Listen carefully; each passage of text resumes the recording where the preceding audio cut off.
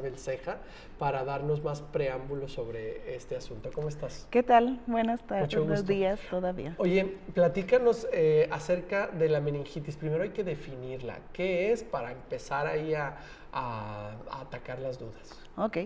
La meningitis pues es una inflamación de la capa que tenemos que nos recubre nuestro cerebro.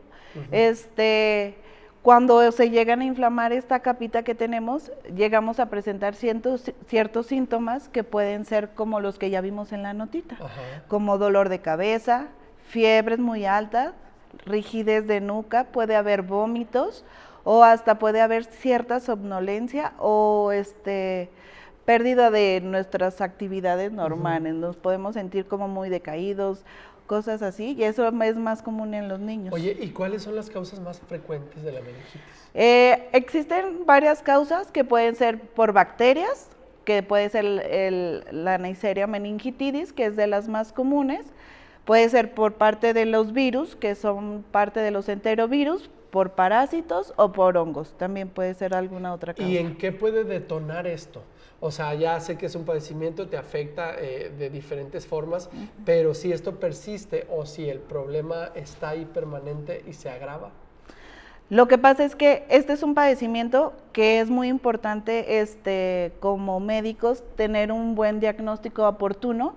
Por eso es necesario evitar la automedicación, porque es muy importante. No le hayas dolor de cabeza, garganta, entonces pues... Se puede presentar como un cuadro nada más respiratorio, como una gripita, como un problema en el oído, pero ya al tener ciertas manifestaciones o síntomas como los que ya te acabo de mencionar, pues entonces ahí ya sería muy importante acudir inmediatamente a urgencias para poder dar el seguimiento apropiado.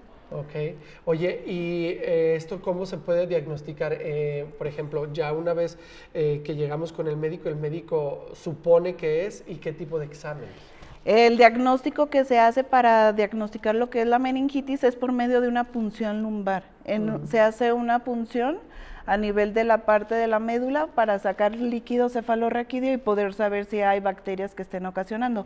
Obviamente para esto ya tienes que estar con síntomas muy fuertes como fiebres altísimas, una rigidez en nuca, los pacientes están muy somnolientos, puede haber mucho vómito, pérdida de la visión que ya nos está afectando al nivel neurológico. Oye, ¿y cómo es que esto se puede agravar? O sea, la gente porque es muy común que pueda estarse automedicando y calmando los síntomas, eso es muy común. ¿Y entonces en qué puede detonar? Claro, eso es lo más importante, evitar siempre la automedicación y hay que acudir a nuestro médico siempre. ¿Por qué?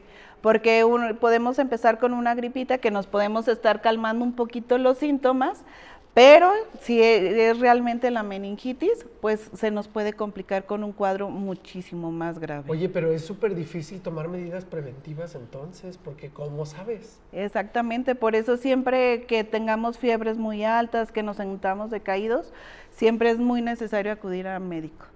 Realmente la meningitis es valorada por los neurólogos, pero muchos de los casos de meningitis vienen a nosotros como médicos generales, a la consulta general, exactamente, y dependiendo de los síntomas es cuando ya se da el paso hacia mandar hacia un urgencia. Es que, por ejemplo, quienes no sabemos de medicina, ¿qué vas a suponer que es un tema neurológico si traes gripe y garganta? Exactamente. O sea, no lo puedes saber, pero por eso ese es un ejemplo muy importante de que es mejor ir con el médico general de inicio y él te va a derivar cuando defina que los síntomas son, por ejemplo, de meningitis, porque uno solo se puede súper engañar. Esto ya me asustó. Mientras estás hablando estoy pensando, oye, pero es que eso es grave porque puede ir creciendo y creciendo y tú andas en la baba en otra cosa.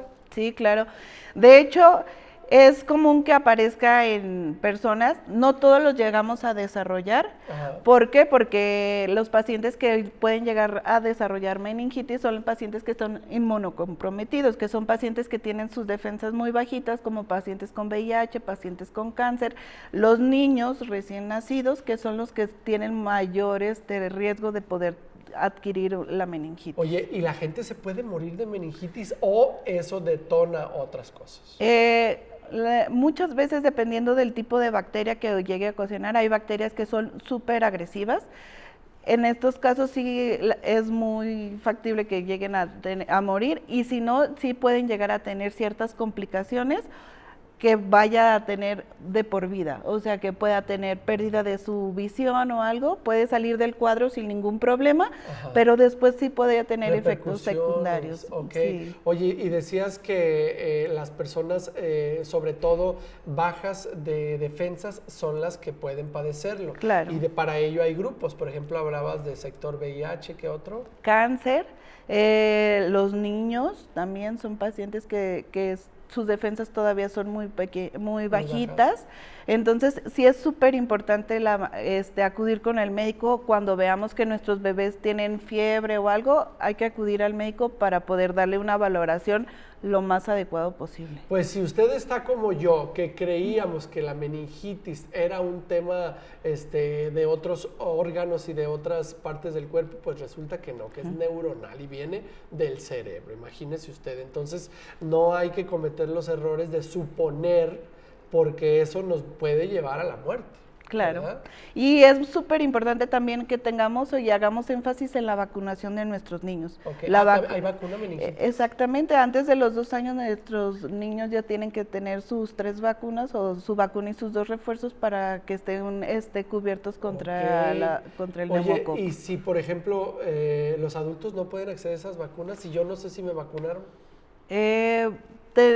Si deberes de tener tu cartilla de vacunación, si no te la aplicaron, no cumples con tu registro, se supone que durante los 11 años y en la adolescencia hay otra vacuna de refuerzo y ya me pasé poquito. Ya, un poquito. Y ya en adultos mayores, arriba del 65 es la siguiente dosis. No, para eso me falta muchísimo, entonces me aguanto. No, todavía falta añales para eso. Sí. Oye, pues te agradecemos mucho. Por último, me gustaría decirle a la gente qué otras enfermedades similares se pueden también interpretar como meningitis. Pues prácticamente el síntoma que es así como que nos va a hablar de una meningitis es la rigidez de nuca, las fiebres muy altas que no se controlarían, y pues las cefaleas, que es el dolor de cabeza súper intenso. Hasta con una torcedura la puedo confundir. No, ¿así, no? Pero no te da fiebre, ni tampoco te da... Va junto. Exactamente. Okay. Tenemos que tener esos síntomas juntos para que nos salven de algún proceso. ¿Dónde te encuentra la gente en las redes sociales? Estoy en Instagram como Isagüera, o en Facebook también hay... Isagüera, y en Facebook Isabel Ceja, así me encuentran. Muchísimas gracias, Isabel. Sí. Oiga, hay que cuidarnos de la meningitis, así que póngase trucha y no se automedique. Vamos a un corte comercial y regresamos.